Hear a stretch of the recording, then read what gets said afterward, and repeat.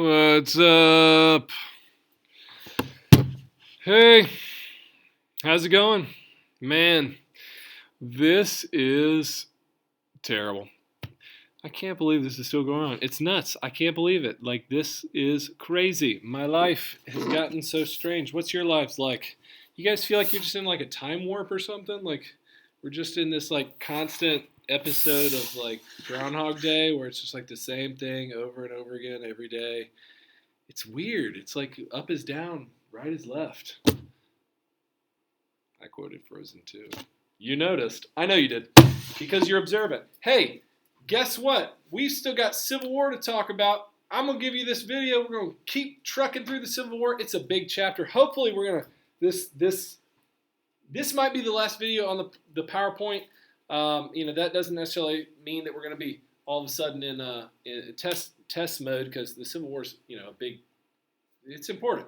So, but hopefully you've been kind of keeping up with a lot of this stuff. I've been getting some good essays from you guys. I've been getting some interesting essays too. Some of you guys are writing like on college level. It's crazy, like how good some of you have gotten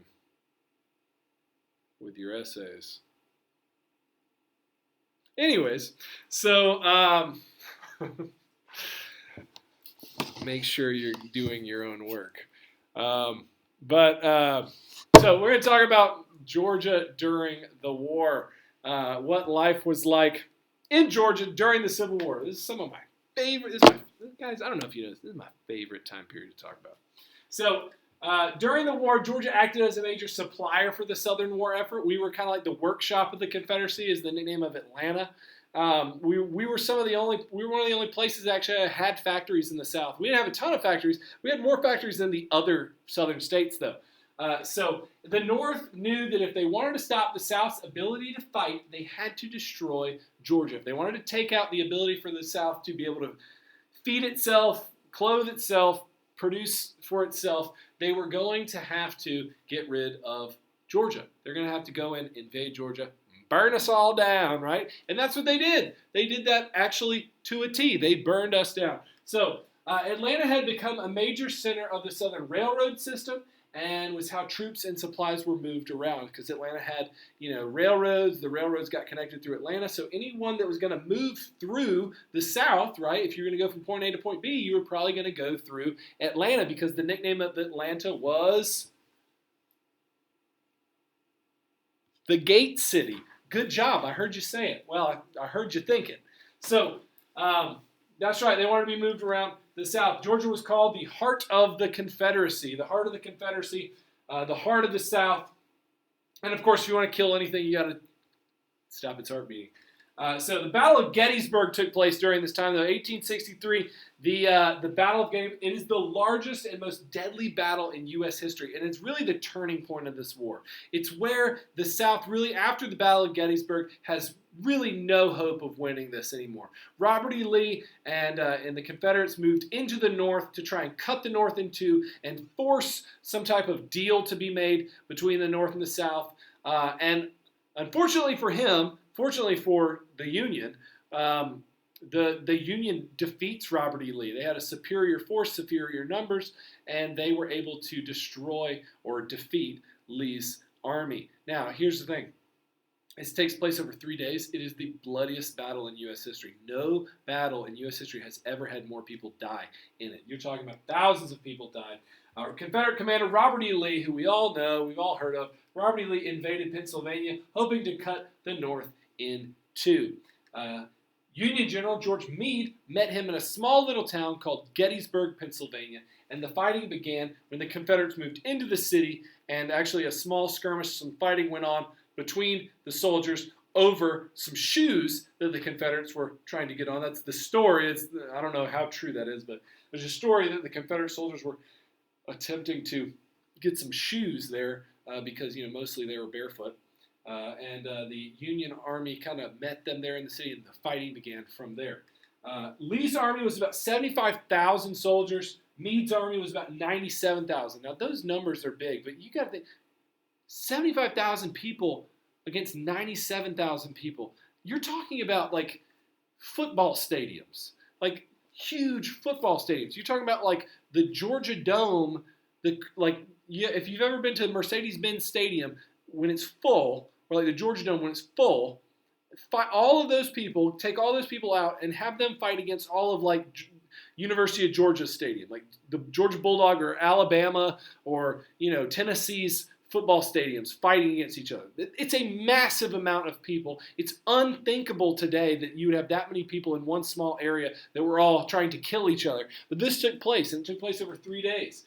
51,000 people died in 3 days. Lee and his army retreated back to Virginia, and this is totally common during the Civil War. I mean, I know this is the largest deaths that take place in the Civil War, but very common for these battles to have just thousands and thousands and thousands of soldiers die in a day. The Civil War was horrible. Here is a political cartoon. Scott's Great Snake. We talked about the Anaconda plan that the Union had, that they would be a constrictor, right? They would stop the South from being able to resupply itself. And what does a constrictor, an anaconda, do, right? It squeezes its prey to death, and that's what the North, using their navy, wanted to do. They knew the South needed supplies from Europe, from other places, so they're going to stop any boats from coming in or out. They're going to use the U.S. Navy to do that, and this really hurts the South. They're not able to get in or out, and they end up making things like blockade runners, ironclads, which were boats covered in armor, and submarines. Actually, the very first modern submarine, I guess you could say, was developed by the Confederacy. It was called the CSS Hunley, and it was in Charleston. It was basically a crank. You had about, I think it's like 5 or 6 guys in this tube that went underwater, and they all did this and pedaled really fast, and it turned the propeller at the end, and they went through the water, and they had a piece of dynamite on a stick, and they rammed it into a boat, and it blew up the boat, but then they died too. But it's pretty interesting. Here is, I know this looks crazy from where you're at, you probably can't see this, but this is kind of, you can see the movements of all these armies. They're just constantly fighting each other, going back and forth, kind of trying to outflank each other, get around each other, and just kind of playing cat and mouse, fighting each other, and then eventually culminating in the Battle of Gettysburg up here. So Washington was the capital of the United States.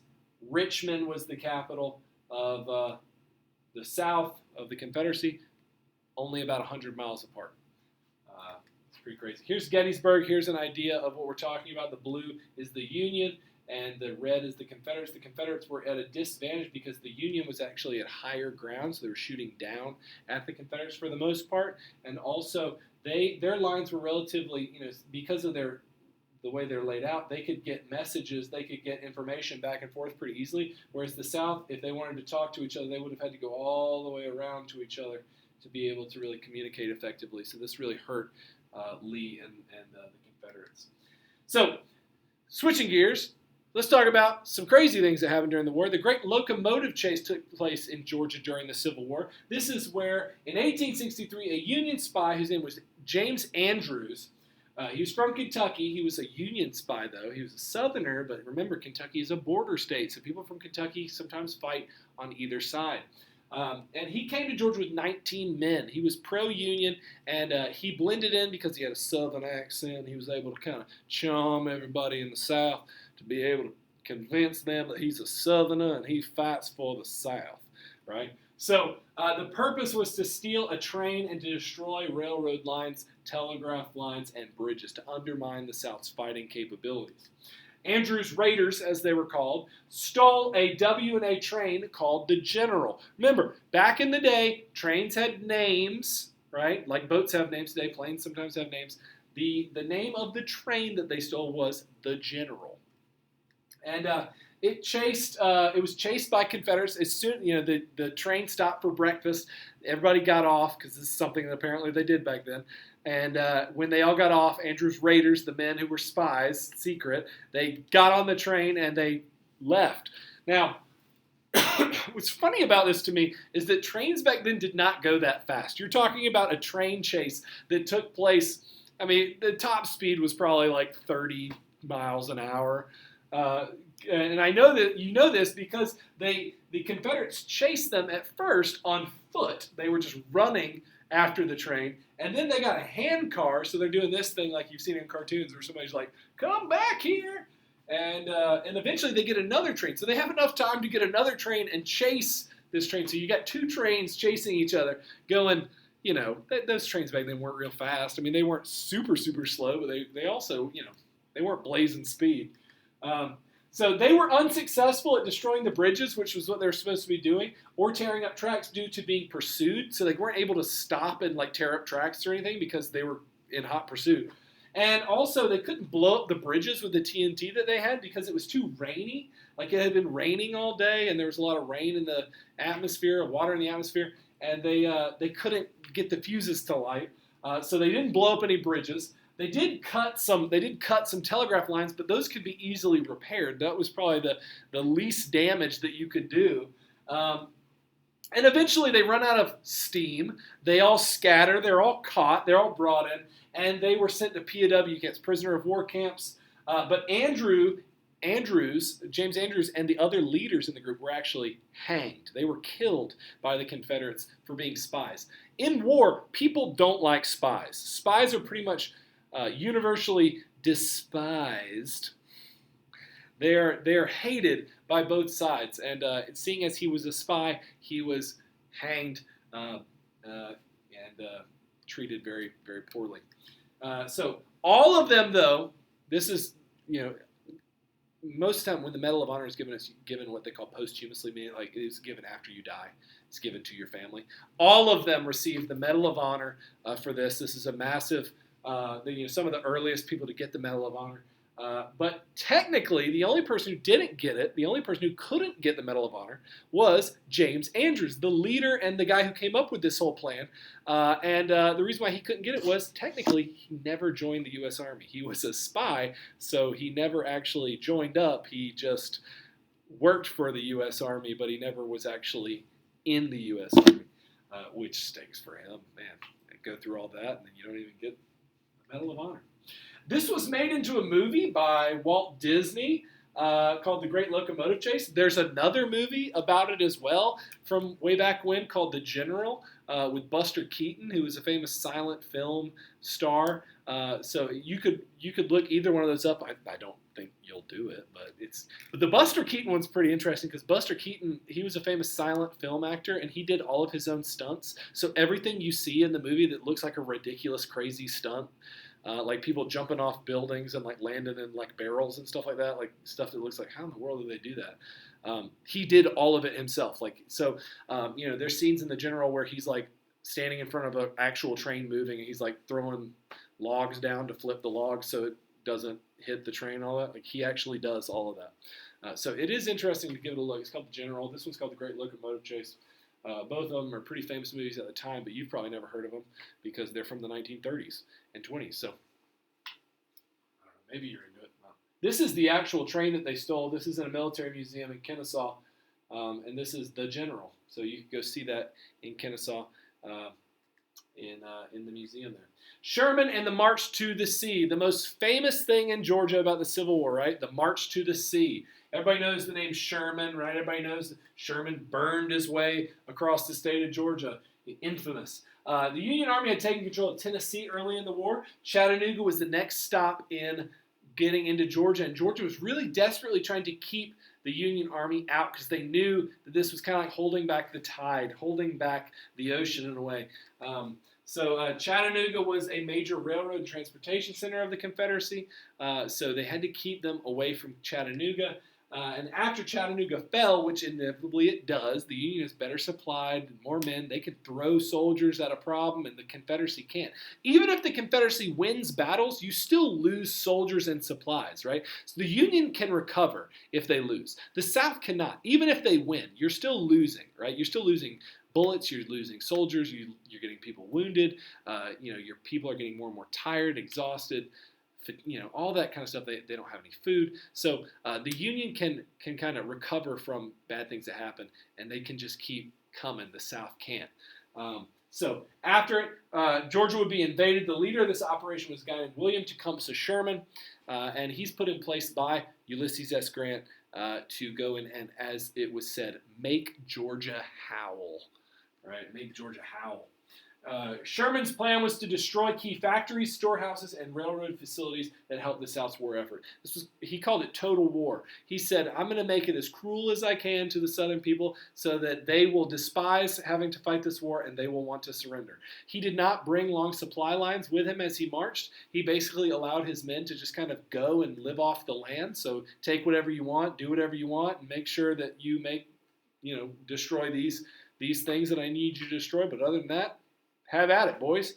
That was rough to the South. Right? That was rough to the state of Georgia, and a lot of people suffered because of this. Now there's some misinformation that they just burned everything.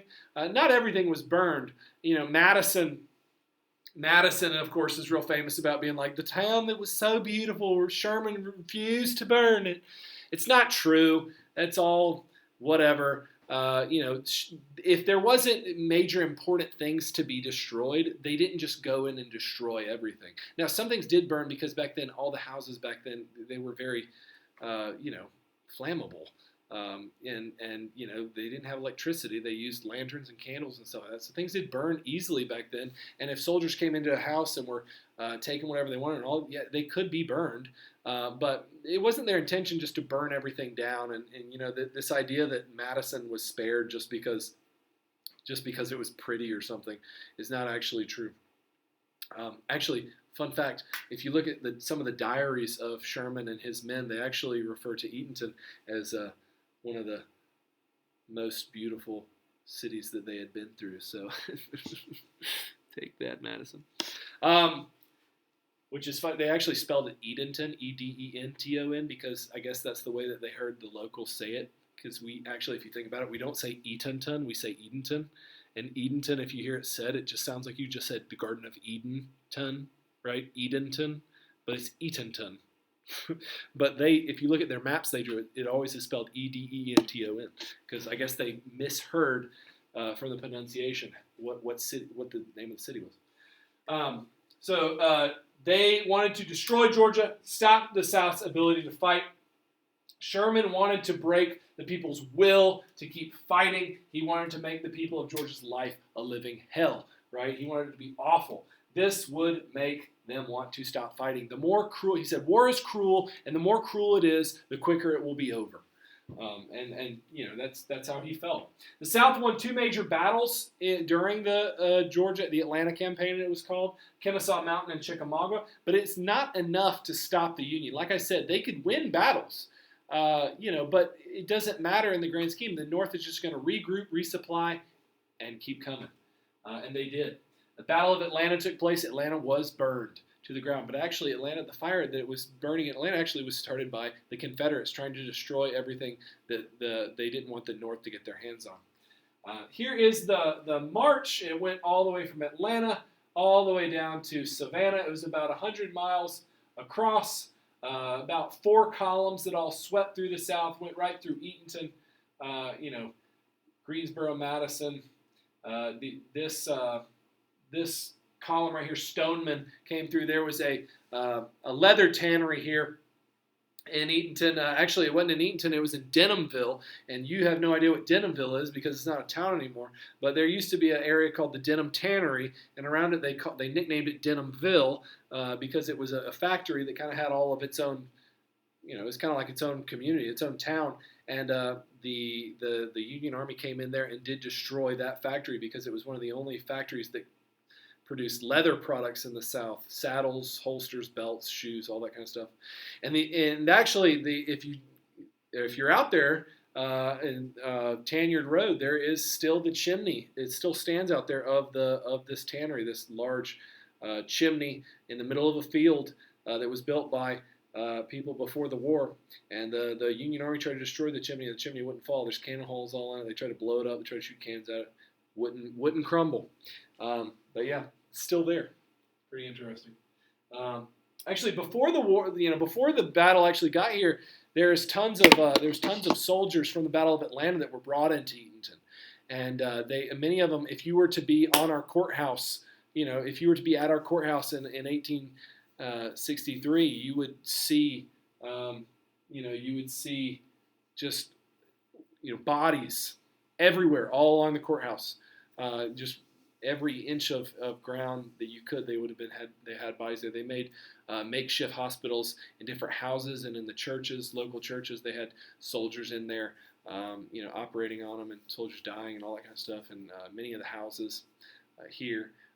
They say there's a story, I don't know how true it is, that there's a story that the mayor of Eatonton took down the Confederate flag that flew over the courthouse in Eatonton. He wrapped it around his body and hid in a hollowed out tree or something like that. I don't know how true that story is, but somebody told me that story one time. But we do actually still have the Confederate flag that was here in Eatonton, and it was kept in the Uncle Remus Museum for a long time. I don't think it's still there. I don't know where it is now, but you can see that this is the route that they took. And it was mostly during the wintertime, November and December of 1863. So here is a painting of the Battle of Kennesaw Mountain, or 1864. Here is Atlanta after it was destroyed. You can see the railroads and the trains are just sitting there destroyed and all that. Here is what Sherman says: "War is cruelty. There is no use trying to reform it. The crueler it is, the sooner it will be over." There you go. All right, Andersonville Prison. So Andersonville was a prison for northern prisoners. If the South captured any prisoners, they would be brought back into Georgia. They would be put in a prison camp. It was one of the South's most deadly prisons because the South was undersupplied. We know that the South had no supplies. I'm sorry, my computer was going off. They couldn't feed their own people. They couldn't feed their own soldiers. They couldn't clothe their own soldiers. So you're darn sure that they're not going to spend a bunch of money and effort taking care of prisoners, right? So it was located in Georgia, several miles from Americus, in a small town called Andersonville. There was no food, no clean drinking water. There was a creek. It was polluted. There was one little stagnant creek that went through it, and it quickly became just a swamp of human excrement. It was awful, and above the camp, further upstream, was another camp. So anything that was done in that camp, it was coming down the stream to Andersonville. So just a terrible scenario. No clean water. There was about 33,000 prisoners on 27 acres. So Gatewood sits on like over 30 acres. So imagine like if there was 33,000 people here just on Gatewood's campus, how crowded that would be. There wasn't any trees or anything either. It was just a big open field that they were all on, and like little tents that they would have. It was originally only intended for about 10,000 prisoners, but because there was more and more soldiers that they were bringing in, they didn't have a bunch of other prison camps to bring them to, so they just kept bringing more and more and more in. 13,000 Union prisoners died at Andersonville. 13,000 people died as prisoners at this camp. That's how bad the conditions were. They were mostly guarded by old men and young boys because anyone who was actually of fighting age or fighting ability would have been shipped off to go fight. So most of the guards were actually kids that were 10, 11, 12 years old, and old men that were 60 years old and up that were there to guard. And they had this thing called the deadline. And this is actually where we get the word deadline from back then. These old prison camps, they would, if you say, you got to meet the deadline, right? Don't cross the deadline. It's because there was literally a line between the wall and, they have the wall here, and they would create a line that was about, I think it was about 10 or 20 feet off that line, and you couldn't cross that line. If you crossed that line, they would shoot you because you were getting too close to the wall, and they didn't want you digging under the wall or like trying to climb up the wall or like doing anything around the wall. So they had to back you off the line about 10 to 20 feet, and if you crossed that line that they called the deadline, bang, right, shoot you. You were killed if you crossed the line. Captain Henry Wirtz, or Wirtz, I've heard it pronounced, was the prison commander. He was originally from Germany. He came in, he was an immigrant to the South, and he became the leader of this. He was tried as a war criminal after the war, and he was put to death because of the things that happened in Andersonville prison. After the war, he was put to death for his war crimes because of how poorly people were treated in Andersonville. Now, some people would say it wasn't his fault. He didn't have any food to give anybody. He didn't have anything to do. He couldn't. It was a terrible situation that he was in charge of. Maybe, but 13,000 people die on your watch. See how people react to it. This is an illustration of what it would have looked like. Just look at all those people. Crazy. There was actually gangs that fought each other as well in this. Like there was two groups of gangs all Union soldiers, but because they were fighting over food and supplies and all that, they kind of reverted to gang mentality. There was two gangs, the Raiders and the Regulators, I think is what they were called, and the Regulators eventually got the prison leadership, the Henry Wirtz, to allow them to capture the leader of the Raiders and put him on trial for doing bad things. And those guys, the leaders of the Raiders gang, who were hurting their own soldiers and like stealing from people and killing people in the prison, they were actually sentenced, sentenced, and put to death in the prison. And that was allowed because it was seen as a form of justice by the Confederates, allowing the Union soldiers to do a trial in the crazy. This is an image that's pretty graphic, but he's not naked. He's got like little shorts on or something. But this is a soldier that came out of Andersonville. As you can see, he's like a skeleton. This is what it looks like to be slowly starved to death. And that's what happened to this guy. Now, he did survive, but this is what he looked like when he came out. He's nothing but skin and bones. I mean, literally, he has no muscle on him whatsoever. When that starts happening, your body begins to eat itself.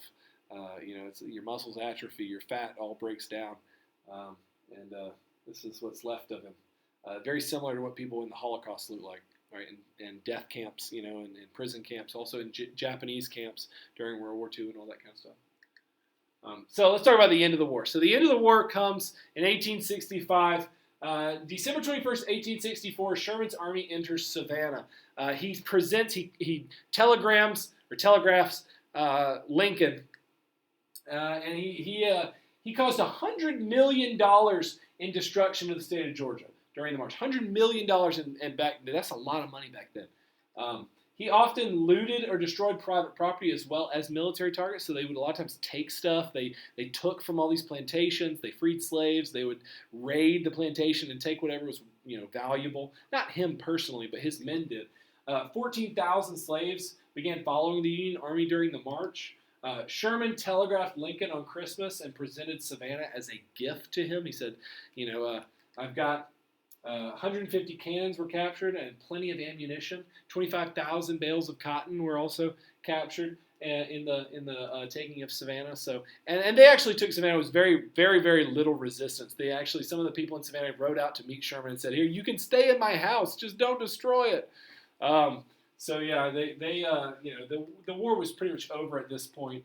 In April, Richmond, the Confederate capital, was destroyed by the Union. It burned. It was taken. Not long afterward, Robert E. Lee, he surrendered to Ulysses S. Grant at Appomattox Courthouse in Virginia. And many other Southern generals surrendered following Lee's example. They said, there's no use prolonging this. There's no use continuing this. The war is over, and we can't continue to fight. For Georgia's soldiers, the war came to an end with Joseph Johnston surrender to Sherman in North Carolina. After that, the war was over for Georgia. He's actually one of the last generals to surrender as well. He surrenders after Lee surrenders. The Confederate government, now on the run, held their final cabinet meeting in Washington, Georgia, and Jefferson Davis, the president of the Confederacy, was actually captured in Georgia in the town of Ocilla, or near Ocilla, Irwinville, Irwinton, one of those. It's near Ocilla, and he was captured there. Irwinville, there you go. May 10th, 1865. The South's Second War of Independence, as they called it, was over. The South now faced an uncertain future, but for the Southerners, this was equivalent to the end of the world. Everything that they had believed in, that they believed that their cause was just, that God was behind them in some way. They believed that this was good, and that they had done everything to do this war, and they really believed in this cause, and these people were defeated. So they have to wrestle with this idea of defeat, something that the United States had never experienced at that time, the idea of losing. And the Southerners are the first really in American history to experience this. And this has a profound and deep impact on the way Southerners are, I think. The Southern culture, Southern psyche, the way we think, the way we view things, the way our culture is very much affected by the Civil War. We in the South generally we have a lot of baggage, right? It's like a holdup, the Civil War, and I know that you guys probably are thinking like I don't have it, but like in general in the South there is a cultural hang-up that is the Civil War, and it was over 100 years ago, and yet still to this day it persists. The effects of the Civil War, the effects of those things that happened in the Civil War and the things that happened after the Civil War still affect us today in a lot of ways, whether it's economically, whether it's culturally, whether it's racially, the racial, the way that different races react to each other or treat each other, or whatever it is, the Civil War has a profound effect on the South. And that is the end there. You've got Lee surrendering to Grant at Appomattox Courthouse in Virginia. Famous picture here. You got the rolling up of the banners, the South surrendering. Oh, it's so terrible and sad. Now we have to go home to our families. Here is Richmond after the war is over. You can see this is a fantastic picture because you can see all this destruction and death. The city had been burned all around it. And yet at the top of the hill, you have the State House, which was spared. The capital of Virginia was spared. And you can see this is the destruction that you caused, in a way, is what it's saying. Grant and his men making a point to say, government of the South, Jefferson Davis, you are responsible. Look at what you have forced our hand into. All this destruction, all this death, it's on your hands because of the decisions that you made. And that is the Civil War. We will continue on with the Civil War. That's the end of me going over the notes, but I'll be sending out some more stuff. I hope you enjoyed the oversimplified video. I know some of you guys had already seen that, but I hope you enjoyed that video. If you have any questions, just ask me. I'm going to do another Zoom Hangout, and we will continue on with all of this. You guys are doing great. Make sure that you're doing your own work. Make sure you're not Googling stuff, because if you Google stuff, well, sometimes it doesn't end up what you're looking for and instead just gives you some kind of wrong answer that we've never talked about. So don't do that. And don't share answers. You guys are giving me the same wrong answers. I'm like, oh, no way. Oddly specific wrong answer somebody else gave me. But show must go on. Miss you. Have a great day. Go Gators.